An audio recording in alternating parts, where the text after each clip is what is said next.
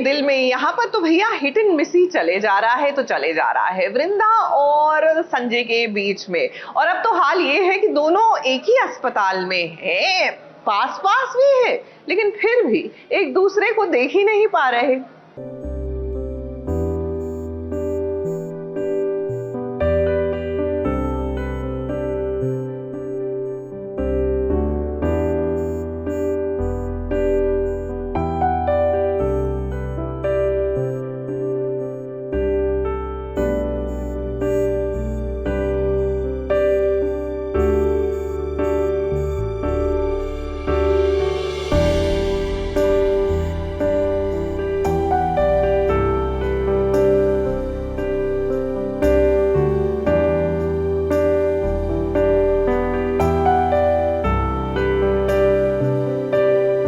Finally Sanjay पहुंच गया है अस्पताल अपनी माँ को ढूंढते ढूंढते। अब वृंदा तो माँ जी को उस हालत में लेकर आई थी। अगर संजय अपनी माँ को उस हालत में देखता ना तो एकदम से टूट जाता।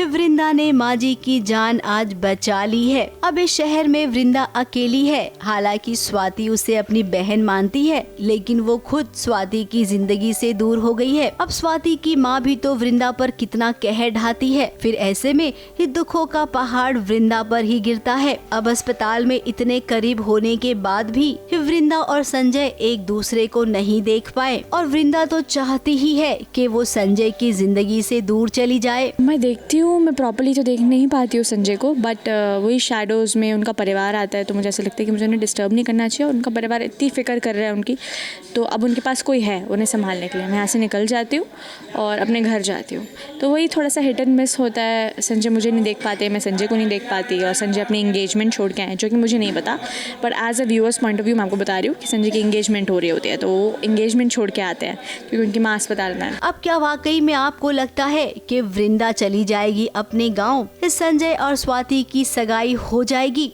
अब हम जानते हैं कि आपको लगेगा कि ऐसा नहीं होना चाहिए, लेकिन क्या करें, राइटर ने ऐसी ही स्क्रिप्ट लिखी है। अब संजय को क्यों एहसास नहीं हो रहा है कि उसे स्वाति के साथ शादी नहीं करनी चाहिए? वृंदा के साथ उसकी शादी हुई है और वो शादी असली थी, नकली नहीं। अम्बे माँ को सारा क्रेडिट देती हूँ।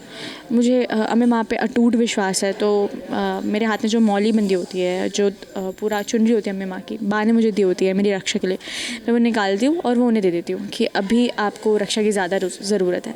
तो एक बॉन्ड ऐसा बन गया जैसे कि मैं उन्हें अपने माँ जैसे ही देखती हूँ कि अगर मेरी माँ होती तो शायद से उनकी शक्ल भी ऐसे ही होती, उनके फेस पर भी इतनी शीतलता रहती, इतने प्यार से बात करती, तो इसलिए मैं ज़्यादा इमोशनल हो जाती हूँ। खैर, अब जैसा जैसा लिखा गया है वैसा तो होगा। भले ही सगाई में वृंदा ना पहुँचे, लेकिन हाँ, शादी में तो वो जरूर आएगी, और तब देखेंगे कि वृंदा को सामने देखकर क्या मंडप में फेरे ले पाएगा संजय स्वाति के साथ।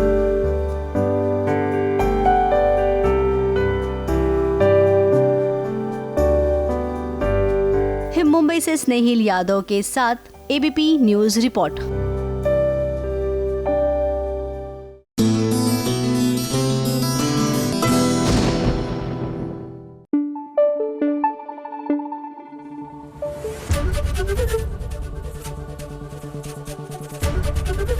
एबीपी न्यूज आपको रखे आगे।